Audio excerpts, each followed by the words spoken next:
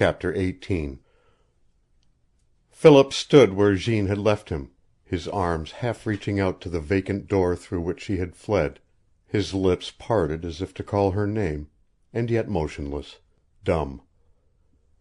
A moment before he was intoxicated by a joy that was almost madness. He had held Jeanne in his arms. He had looked into her eyes, filled with surrender under his caresses and his avowal of love. For a moment he had possessed her, and now he was alone. The cry that had wrung itself from her lips, breaking in upon his happiness like a blow, still rang in his ears, and there was something in the exquisite pain of it that left him in torment. Heart and soul, every drop of blood in him, had leaped in the joy of that glorious moment when Jeanne's eyes and sweet lips had accepted his love, and her arms had clung about his shoulders. Now these things had been struck dead within him. He felt again the fierce pressure of Jeanne's arms as she had thrust him away.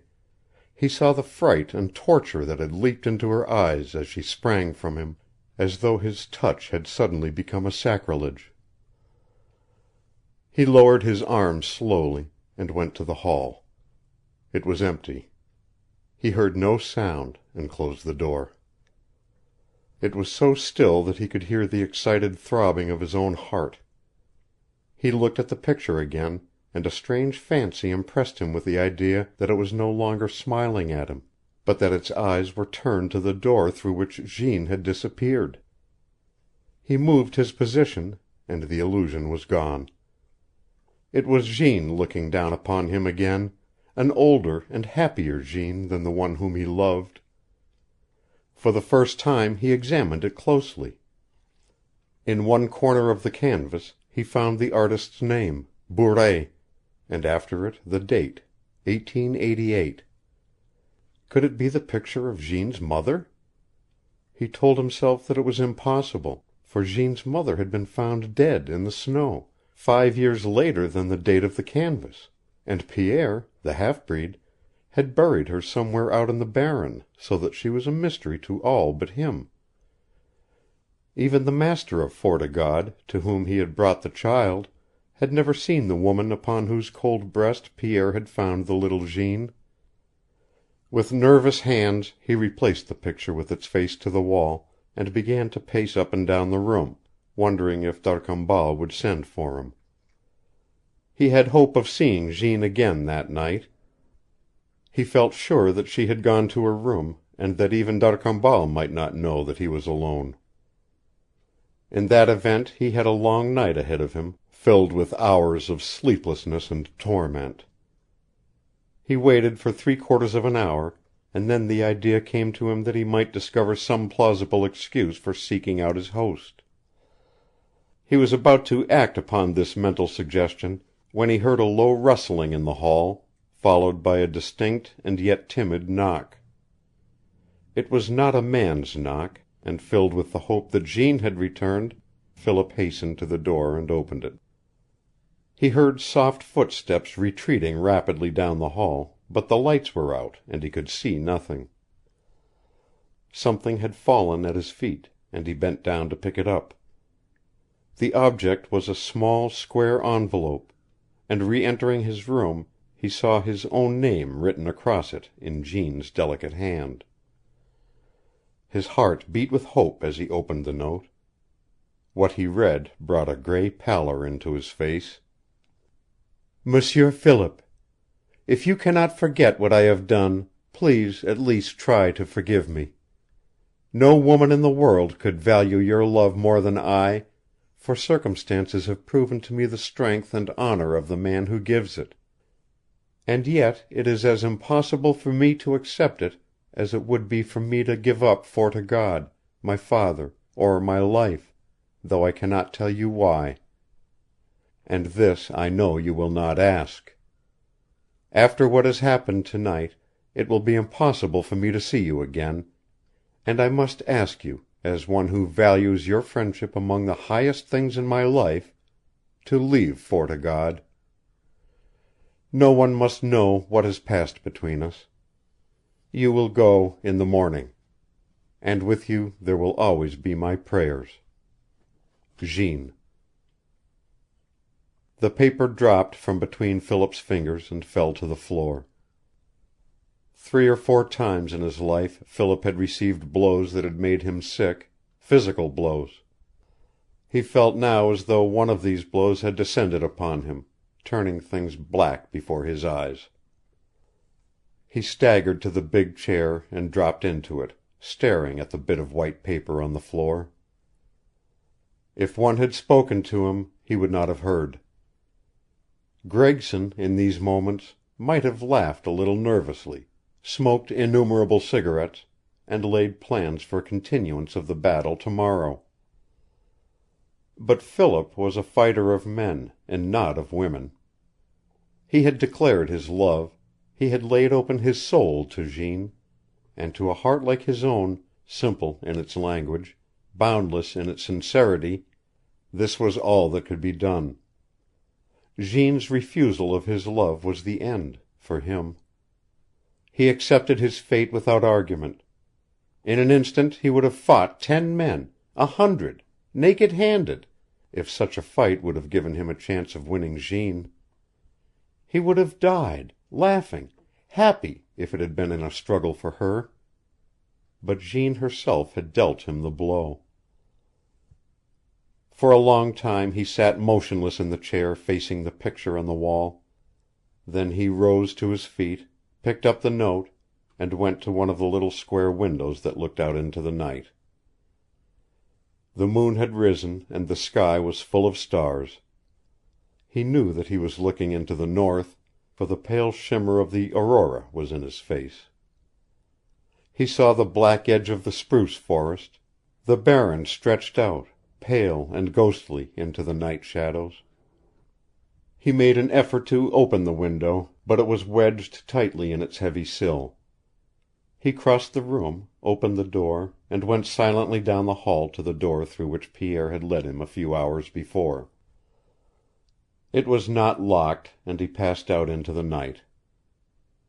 The fresh air was like a tonic, and he walked swiftly out into the moonlit spaces until he found himself in the deep shadow of the Sun Rock that towered like a sentinel giant above his head.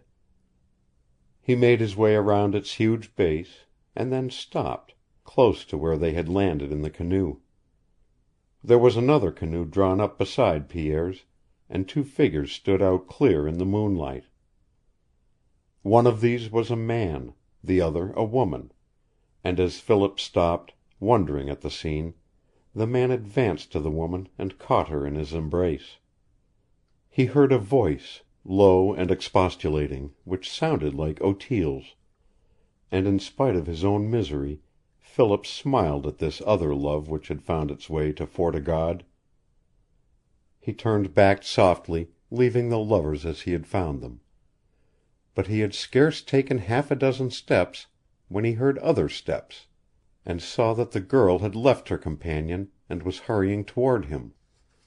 He drew back close into the shadow of the rock to avoid possible discovery, and the girl passed through the moonlight almost within arm's reach of him.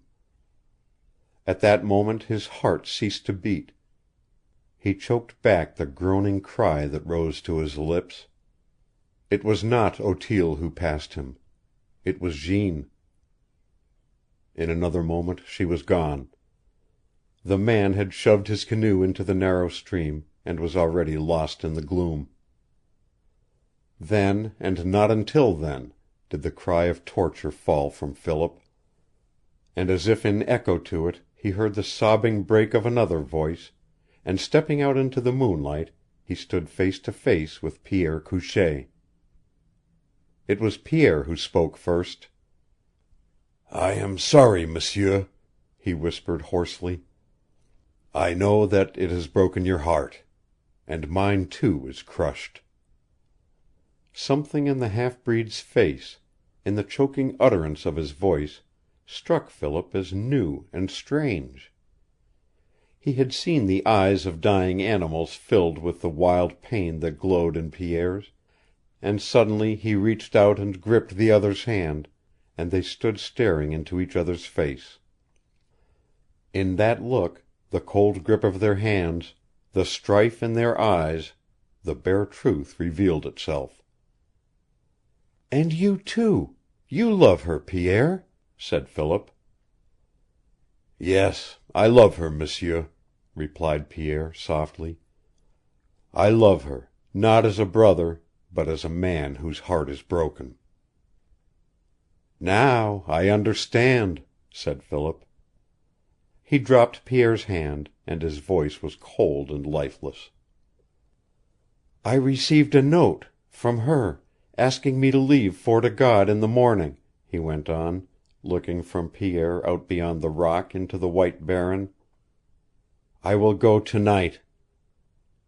"It is best," said Pierre. "I have left nothing in Fort o' God, so there is no need of even returning to my room," continued Philip. "Jeanne will understand, but you must tell her father that a messenger came suddenly from Blind Indian Lake, and that I thought it best to leave without awakening him. Will you guide me for a part of the distance, Pierre?" "I will go with you the whole way, monsieur. It is only 20 miles, 10 by canoe, 10 by land." They said no more, but both went to the canoe, and were quickly lost in the gloom into which the other canoe had disappeared a few minutes ahead of them. They saw nothing of this canoe, and when they came to the Churchill, Pierre headed the birch bark downstream. For 2 hours not a word passed between them. At the end of that time the half-breed turned in to shore. "We take the trail here, monsieur," he explained. He went on ahead, walking swiftly, and now and then when Philip caught a glimpse of his face he saw in it a despair as great as his own.